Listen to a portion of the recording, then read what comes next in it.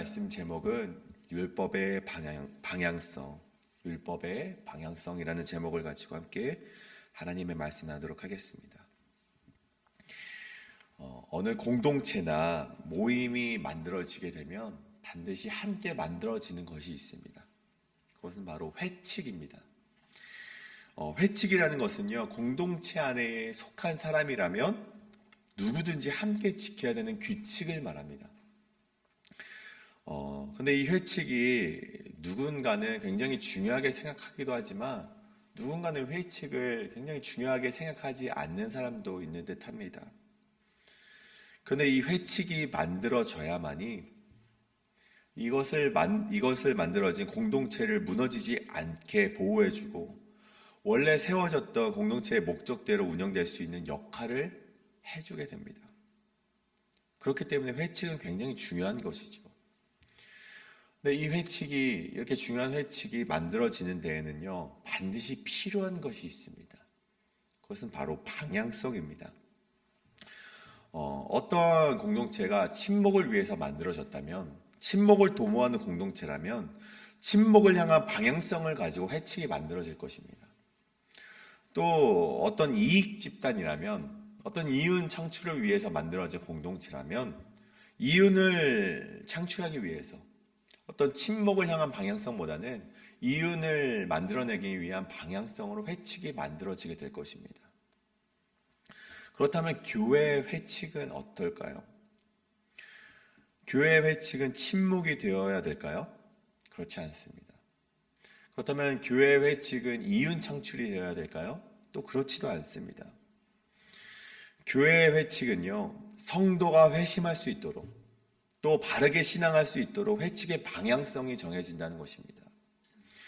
마찬가지로 오래전 하나님께서 이 땅을 하나님이 통치하시는 나라로 세워가기 위해서 하나님께서는 회칙을 만드셨습니다. 그 회칙이 무엇입니까? 바로 율법입니다.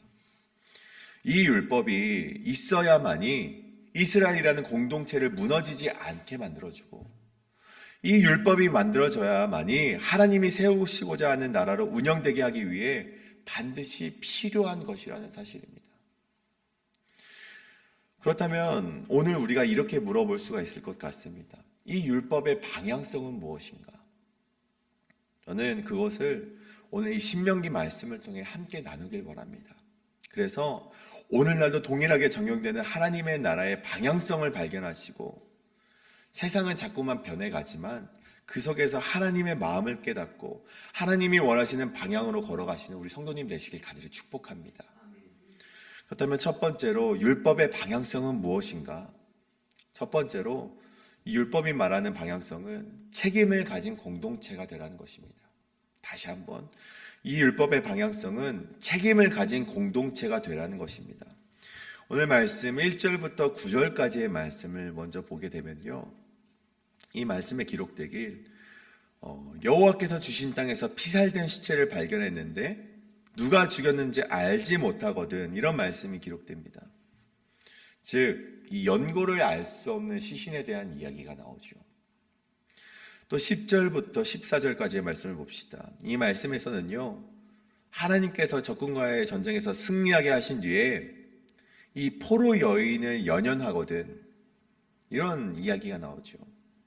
즉, 연연하다, 히브리어로는 이 하샤크라는 단어가 기록이 되어 있는데 사랑하다라는 의미를 가집니다. 즉, 전쟁에서 승리한 후에 포로 여인을 사랑하게 되는 경우에 대한 이야기가 나오게 됩니다. 이 두 이야기요, 1절부터 9절까지의 말씀과 또 10절과 14절까지의 말씀 가운데는요, 공통적으로 발견되는 점이 있습니다. 먼저 1절과 9절의 말씀입니다. 이 1절과 9절 말씀인데 이 연고를 알 수 없는 시신에 대한 이야기. 근데 이 이야기 가운데 우리 보통의 경우를 보면요, 우리가 지나가다가 알 수 없는 시체를 발견하게 됩니다. 그런데 이 모세 율법에 따르면요, 이 시체는요 굉장히 부정한 것이 됩니다. 굉장히 부정한 것이어서 민수기 19장 16절에는 이렇게 되어 있습니다. 누구든지 들에서 칼에 죽은 자나 시체나 사람의 뼈나 무덤을 만졌으면 이래 동안 부정할 것이다, 이런 말씀이 있습니다. 그래서 유대인이라면, 이스라엘 백성이라면 이 시체를 보고요, 모른 척하고 지나갈 수가 있습니다. 마치 예수님께서 하셨던 비유, 선한 사마리아인 비유에서처럼 제사장과 같이, 레위인과 같이 그냥 지나칠 수도 있을 것이죠. 마찬가지로 요즘 시대를 봅시다. 누군가가 괴롭힘을 당하고 있거나 혹은 이 폭력에 휘말려 있는 것을 보면요, 우리가 가서 개입을 하면 됩니까? 요즘 시대는요, 개입을 하지 말라라고 이야기하고 있습니다. 물론 누가 그렇게 개입하지 마십시오라고 말하는 것은 아니지만, 우리가 개입하였을 때 잘못되어 가는 것을 우리가 접하게 되면서 개입을 하면 안 되는구나라는 세상이 만들어져 가고 있다는 것이죠. 내가 비단 힘이 약해서가 아닙니다. 반대로 우리가 힘이 있다면, 힘이 더욱더 세다면 더더욱 우리가 개입해서는 안 된다는 것이죠. 그들을 말렸다간요, 또 다른 사건에 휘말릴 수 있다는 그런 어려움이, 그런 우리에게, 그런 위협이 우리에게 주어졌기 때문입니다. 심지어 그것이 살인과 같은 중대한 사건 앞에서는 더더욱 개입해서는 안 되는 세상이 우리가 살아가는 세상이라는 것이죠. 그렇다면 우리 이러한 사건 앞에서 오늘 말씀과 같이 정말 곤란한 상황, 누군가의 시체를 발견된 상황 앞에서 예수님이 말씀하셨던 선한 사마리아인 비유를 떠올릴 수 있는 사람이 몇이나 되겠습니까? 이 자리에서 이 사건 가운데 내가 그리스도인이냐 아니냐를 떠올리기보다 우리는요, 이 자리를 이 불편함 때문에 혹은 나에게 다가올 어떠한 피해 때문에 얼른 피하고 싶은 것이 우리 인간의 죄된 본성이라는 것입니다. 하지만 오늘 말씀을 보십시다. 오늘 말씀에서 하나님께서 우리에게 무엇을 말씀하십니까? 그렇게 하지 말라라고 우리에게 말씀하고 계시다는 것이죠. 가장 가까운 성읍이 그 시체에 대한 책임을 지고 레위 자손 제사장들과 함께 제사를 드리라는 것입니다. 거룩한 하나님의 땅에서 일어난 일이기 때문에 반드시 모른 척하지 말라라고 하나님께서 우리에게 말씀하고 계시다는 것입니다. 그리고 9절에 이르기를 뭐라고 말씀하십니까? 이것이 하나님 보시기에 정직한 일이라고 우리에게 말씀하신다는 것입니다. 다음 이야기를 봅시다. 10절과 14절까지의 말씀도 동일한 말씀입니다. 전쟁에서 하나님께서 승리하게 하시고 포로를 아내로 맞이하려거든 이런 말씀이 기록되어 있죠. 근데 여기서 우리가 한 가지 짚고 넘어가야 될 것이 있습니다. 신명기 7장 3절에 보면 이런 말씀이 있죠. 그들과 혼인하지 말지니 그가 여호와를 떠나고 다른 신을 섬기게 하므로 여호와께서 너희에게 진노하사 너희를 멸할 것임이니라. 이 말씀은요, 이방 사람과 결혼하지 말라라는 하나님의 말씀입니다. 그들과 이방인들과 혼인하지 말지라. 이방인들과 결혼하는 것이 금지되어 있는데 하나님께서 오늘 10절과 14절에 모세의 입을 통해서 포로를 아내로 맞이하게 하려거든 이라는 대목을 남겨주셨습니다. 어찌하여서 이런 말씀하시는가 우리에게 궁금증이 있죠. 물론 이방 여인과 결혼하면 안 된다는 율법이 성경에 기록되어 있습니다. 하지만 이는요, 좀 더 면밀히 보자면 가나안 땅에 있는 가나안족 속에 있는 이방 여인들과 결혼하지 말라라는 말씀입니다. 이 가나안족 속에 있는 여인들과의 결혼은요, 철저하게 금지되었습니다. 왜냐하면 가나안족 속에 가진 우상 숭배의 풍습 때문이었습니다. 그들은요, 우상을 섬기되 정말 가증하게 섬기는 그 모습을 하나님께서 굉장히 싫어하셨던 것이죠. 신명기 12장에 보면요, 그들이 어떻게 우상을 섬기는지 나와 있습니다. 신명기 12장에 보면요, 그들이 우상을 섬기는데 정상적인 방법이 아니라 자기 자녀까지도 불태우면서 우상을 섬기는 모습을 보이게 됩니다. 또 13장에서는요, 기사와 이적만을 행하는 거짓 선지자들이라고 기록이 되어 있고, 인간의 필요성과 쾌락에 의해 만들어낸 거짓 종교라, 이렇게 기록이 되어 있습니다. 그래서 신명기 20장에 보면요, 이런 말씀이 있습니다. 가나안 족속과 전쟁하게 될 경우에는 여인과 유아일지라도 포로로 잡지 말고 아이의 성읍과 함께 진멸하라, 이렇게 명령하셨음을 우리가 볼 수 있습니다. 그런데요, 이 가나안 족속이 아닌 다른 이방 여인들과 혼인하는 것은요, 우리가 어느 정도 가능성이 열려 있음을 보게 됩니다. 모세를 봅시다. 모세는요, 구스 여인을 아내로 맞이하게 됩니다. 또 요셉을 보면요, 요셉은 그 애굽 땅으로 가서 애굽 여인을 아내로 맞이하게 되고, 보아스는 모압인인 이 룻과 결혼하게 되는 것을 보게 됩니다. 그러니 우리가 이방 여인들과 결혼해도 된다라는 것은 아닙니다만, 우리가 오늘 말씀을 통해서 어느 정도 가능성은 있구나라는 정도만 우리가 기억하시면 될 것 같습니다.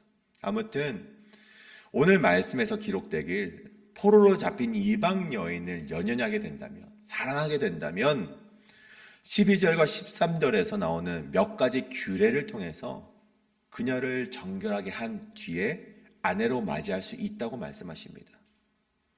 근데 중요한 말씀은요, 그 뒤에 있습니다. 그 후에 기록되길 그녀를 기뻐하지 아니하거든 그의 마음대로 가게 하고 결코 돈을 받고 팔지 말지니라. 내가 그를 욕보였은즉 종으로 여기지 말지니라 라는 말씀이 기록됩니다. 이것은 무엇을 의미합니까? 아무리 그녀가 전쟁의 포로였을지라도 함부로 대하지 말라는 말씀입니다.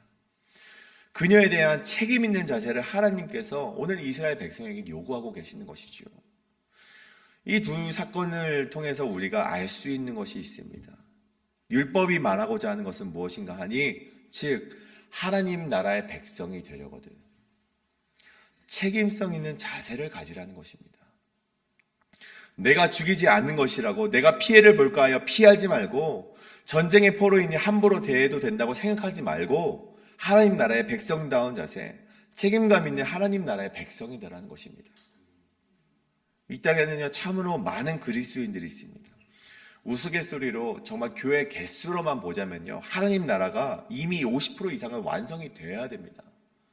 교회 개수로만 보자면 하나님 나라가 이미 완성이 되어야 되겠죠. 근데 그러지 못하고 있습니다. 하나님의 나라의 정의와 하나님 나라의 공의는요, 온데간데 찾을 수가 없다는 것입니다. 그 이유가 무엇입니까? 교회를 다니고 예수 그리스도를 믿는 자의 모습이 세상 사람들과 구별되지 않기 때문입니다. 나에게 조금이라도 피해가 될까 싶으면 그리스도인이라는 명찰을 떼어버립니다. 조금이라도 귀찮은 일에 휘말릴 것 같으면요, 세상 사람들 뒤에 숨어버립니다. 영광된 자리에는 참여하고자 하지만 눈물 흘려야 되는 자리, 고생이 수반되는 자리에는요, 참여하지 않고자 하는 모습이 우리 그리스도인의 모습이라는 것입니다. 그리스도인은 누구입니까? 십자가를 짊어지는 자가 바로 그리스도인 아닙니까? 때로는 고난이 예상이 되고 어려움이 있더라도 그것이 주님의 영광을 위해서라면, 또 주님이 말씀하시는 명령이라면요, 자발적으로 기쁨으로 고난에 참여하는 것이 그리스도인이라는 것입니다. 손해를 보더라도 그 귀를 귀하게 여기는 것이 바로 그리스도인이라는 사실입니다. 오늘 이 말씀을 묵상하시고 우리 함께 기도하시는 가운데 우리 모두가 책임성 있는 그리스도인 되시길 간절히 소원합니다. 때로는 아무도 알아주지 않더라도, 때로는요, 이래 동안 부정해질지라도요, 그것이 꼭 해야 되는 일이라면, 하나님이 명령하시는 것이라면 책임감을 가지고 십자가를 짊어지시는 저와 우리 성도님 되시길 간절히 축복합니다. 이것이 율법이 가진 첫 번째 방향성, 책임을 가진 공동체가 되라는 하나님의 말씀입니다. 그렇다면 두 번째로 율법이 가진 방향성은요, 존중하는 공동체가 되라는 것입니다. 다시 한번요, 율법이 가진 두 번째 방향성은 존중하는 공동체가 되라는 것입니다. 15절과 17절의 말씀입니다. 이 말씀은요, 사랑하는 아내와 미워하는 아내를 가진 어떤 사람에 대한 이야기죠. 이 두 아내가 각각 아들을 낳았는데, 미움을 받는 아내의 아들이 장자라면 그 장자의 권리를 대우해 주라는 이야기입니다. 또 이 18절과 21절의 말씀, 그 뒷이야기의 말씀을 보면요, 우리 패역한 아들에 대한 이야기가 나옵니다. 이 부모의 훈계와 징계에도 순종하지 않고 완악하게 행하는 아들에 대한 이야기인데, 그때에는 성읍의 장로를 찾아가고 성읍의 모든 사람들이 돌로 쳐 죽이라는 정말 무서운 말씀이죠. 그런데 이 두 이야기 말씀에서도 역시 공통적으로 발견되는 것이 있습니다. 먼저 이 15절과 17절 앞의 말씀은요, 아무리 미움받는 아내라 할지라도 그의 권리와 그 아들의 권리와 그의 삶을 존중해 주라는 의미를 가집니다. 이 잠언 10장에서는요 이런 말씀이 있습니다. 미움은 다툼을 일으켜도 사랑은 모든 허물을 덮어준다. 이런 말씀이 있죠. 물론 우리가 살아가면서요 우리에게 상처를 주고 우리에게 손해를 입혀서 우리가 미워하는 사람이 생겨날 수 있습니다. 당연히 우리의 마음속에서는 미워하는 마음이 있을 수 있겠지요. 그런데 오늘 성경이 말하고자 하는 것은요 그 미움에 있지 않습니다. 오늘 성경이 말하는 것은 그 미움으로 파생되는 그 미움 때문에 다른 이들에게 그 미움 때문에 혹 그 아들에게 정당하게 행동하지 못하는 마음이 생겨난다면 그 마음은 내려놔야 된다는 것입니다. 우리가 미워하는 마음 때문에 그 주변의 것까지 모두 미워하는 마음이 있다면 그것을 내려놓아야 된다는 것입니다. 나의 개인적인 감정으로 싫어서 배제하고 내 마음에 들지 않는다 해서 그 권위를 존중하지 않는다면요 이스라엘 백성이 어떻게 하나님 나라의 질서대로 살아갈 수 있겠습니까? 우리가 아무리 미워하는 자일지라도 하나님이 세우신 권위와 삶이라면요 우리가 존중해야 된다는 것입니다. 둘째로 이 패역한 아들의 이야기를 봅시다. 이 이야기 역시 마찬가지죠.